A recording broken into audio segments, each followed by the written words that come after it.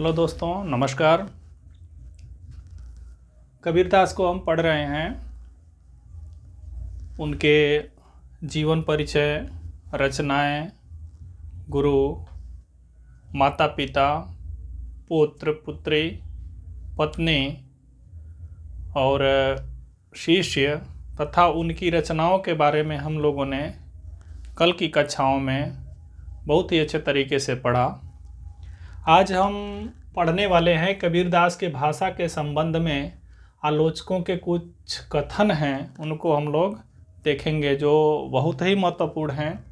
चाहे वो net JRF, TGT, PGT, assistant professor का एग्ज़ाम हो, उसके लिए चाहे बीए, एमए या 12th की बात करें तो भी बहुत ही महत्वपूर्ण रहेगी। अगर इन चीज़ों को हमने पढ़ करके बीए एमए की कक्षाओं में आने वाले प्रश्नों को लिखते हैं तो वास्तव में हमें अच्छे मार्क्स की उम्मीदें जो हैं वो जो लगाकर हम लोग बैठे रहते हैं वो उम्मीदें आपकी पूरी हो जाएंगी, क्योंकि इतना डीपली कोई लिखता भी नहीं है और कोई उम्मीद भी नहीं करता है परीक्षक उस लेवल पे। जिस लेवल का ये क्वेश्चन है, नेट जेआरएफ और टीजीटी पीजीटी का लेवल लेकर के हम चल रहे हैं। चलिए पढ़ते हैं। जैसा कि आप लोग जानते हैं कि कबीरदास की जो भाषा है वो सधुकड़ी है, क्योंकि वो फक्कड़ किस्म के आदमी थे। यहाँ जाना वहाँ जाना, भगवान की भक्ति करना उनका जो दिनचर्या थी। और कबीरदास जी पढ़े लिखे भी नहीं थे। उन्होंने जो देखा है उसको अपनी वाणी के माध्यम से उतारने की कोशिश की है, जिनके उनके शिष्य लोग संग्रहित किए हैं, जो बीजक के नाम से आई रचना, और उसके 3 भाग हुए, साखी, शबद, रामायणी। तो कबीरदास की जो भाषा है, जहाँ पर गए वहाँ की भाषा उनके काव्य में आ गई। जो जैसे बोले उनके शिष्यगण ऐसे ही संग्रहित कर लिए। तो एक मोटा मोटी अगर उनकी भाषा के बारे में देखें तो उनकी भाषा सधुकड़ी और पंचमेल खिचड़ी है। तथा इसके अलावा हम लोग विभिन्न विद्वानों ने क्या क्या कहा है उसके बारे में हम लोग विचार करेंगे। सबसे पहले रामचंद्र शुक्ल का कथन बहुत महत्वपूर्ण है। वो क्या कहते हैं?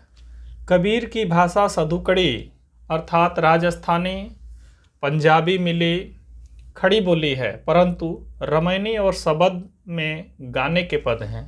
रामायणी और शबद गेय रचना है। गेय रचना जैसे जिसको गाया जा सके, विभिन्न रागों के द्वारा जिसको गाया जा सके उन्हें गेय पद कहते हैं। तो रामायणी और शबद में गाने के पद हैं, जिसमें काव्य की ब्रज भाषा और पूर्वी बोली का व्यवहार है। पूर्वी बोली बड़ी मीठी बोली होती है और ब्रज भाषा जो काव्य की ब्रज भाषा है वो है, और पूर्वी बोली का व्यवहार है।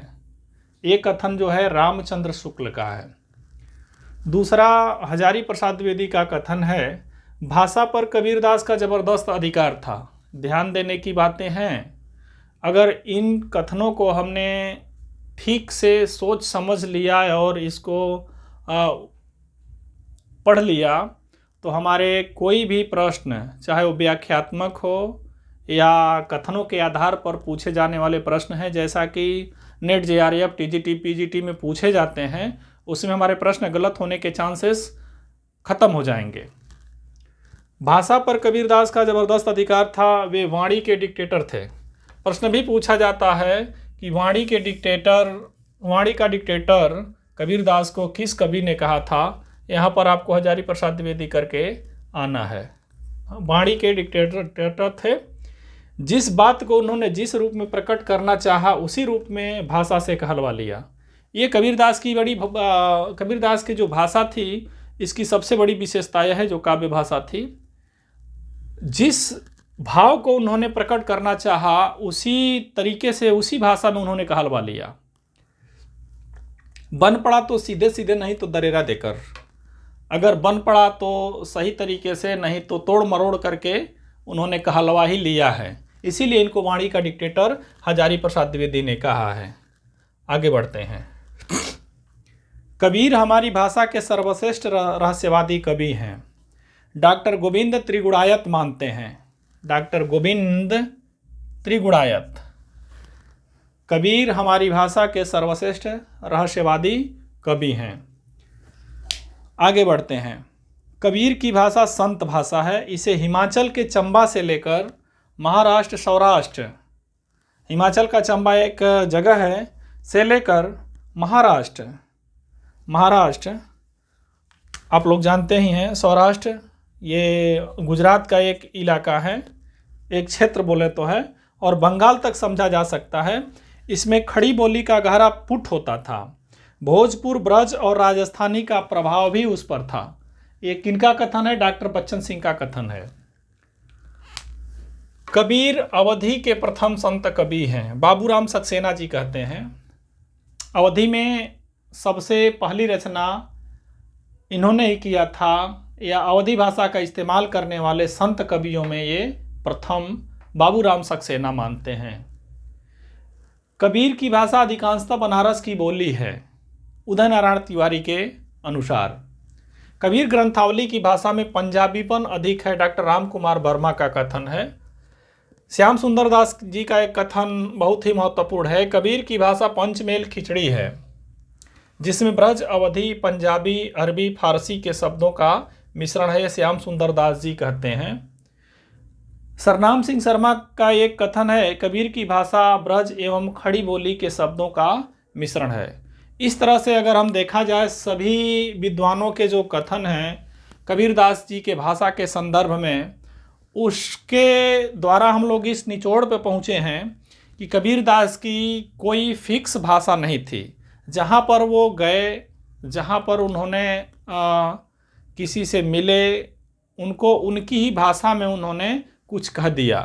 उनका काम क्या था? फटकार लगाना। जो देखा उन्होंने उनको ही उसी भाषा में उनको समझाया, उसी भाषा में उनको बोला, और वो काव्य बनते गए।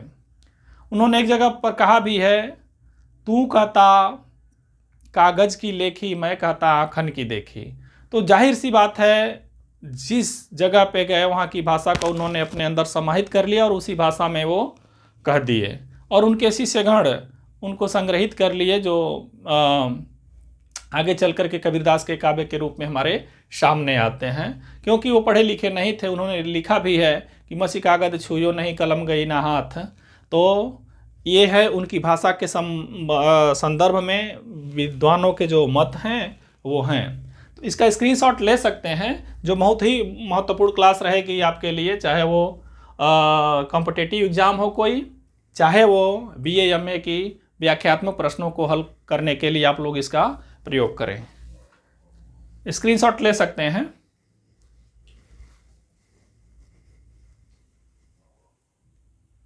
ले लिया होगा आपने।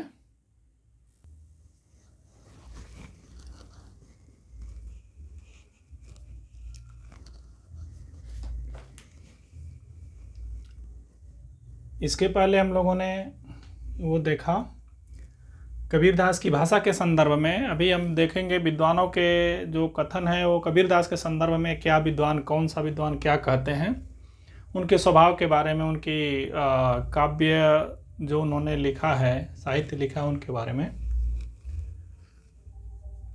रामचंद्र शुक्ल का कथन बहुत महत्वपूर्ण है यहाँ पे। भाषा बहुत परिष्कृत और परिमार्जित न होने पर भी कबीर की उक्तियों में कहीं कहीं विलक्षण प्रभाव और चमत्कार है। कबीरदास जी पहले ही डिस्क्लेमर दे चुके हैं कि मसी कागज छुयो नहीं।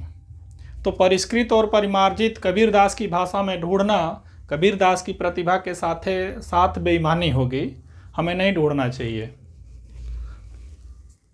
भाषा बहुत परिष्कृत और परिमार्जित न होने पर भी कबीर की उक्तियों में कहीं कहीं विलक्षण प्रभाव और चमत्कार है। किनका कथन है? आचार्य रामचंद्र शुक्ल का।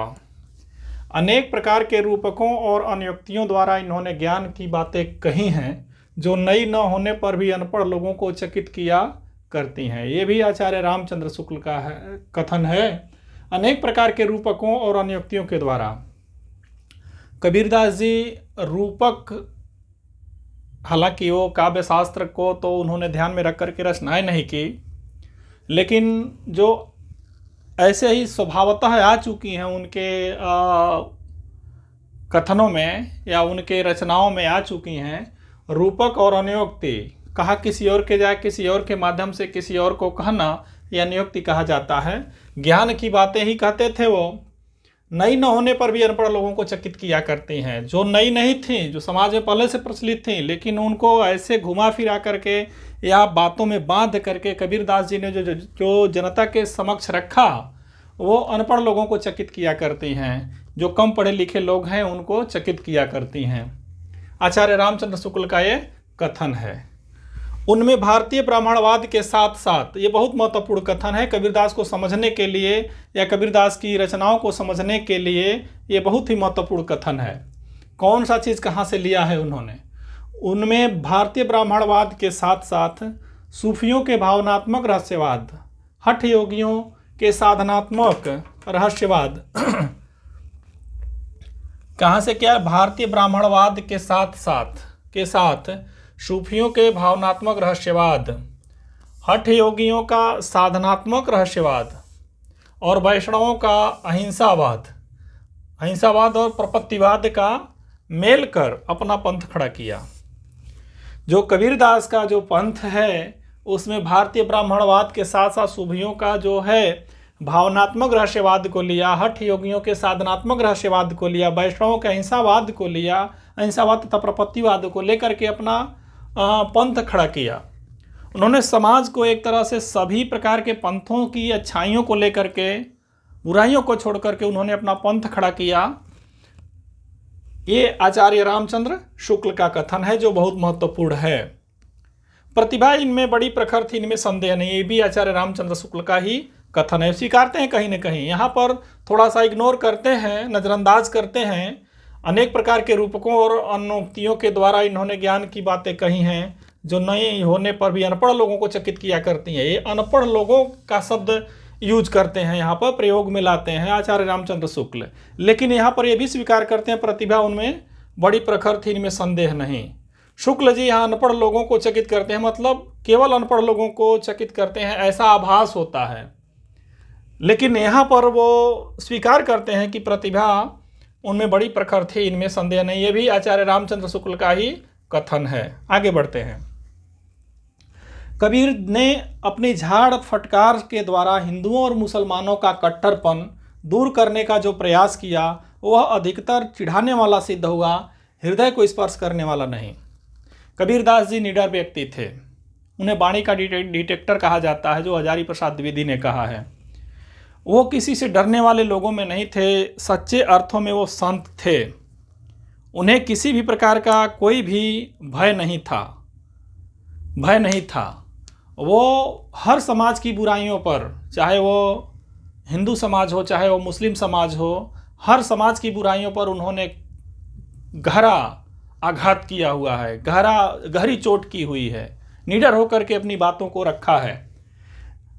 कबीर ने अपनी झाड़ फटकार के द्वारा हिंदू और मुसलमानों के कट्टरपन, हिंदू कहे मोहे राम पियारा, तरुक कहे रहीमाना, आपस में दो लरी लरी मुँहे मरम काहू न जाना, ये एक चिढ़ाने वाला प्रतीत हुआ। उनकी जो बातें थी वो लोग दिल पे नहीं लेते थे, वो चिढ़ाने वाला प्रतीत होता था। अपनी बुराइयों पे चोट करते थे, किसी के हृदय पे वो वार नहीं करते थे, किसी धर्म की आत्मा पे उन्होंने चोट नहीं किया, उनके बाह्य डंबरों पर उन्होंने प्रहार किया और उनको सुधारने का प्रयास किया।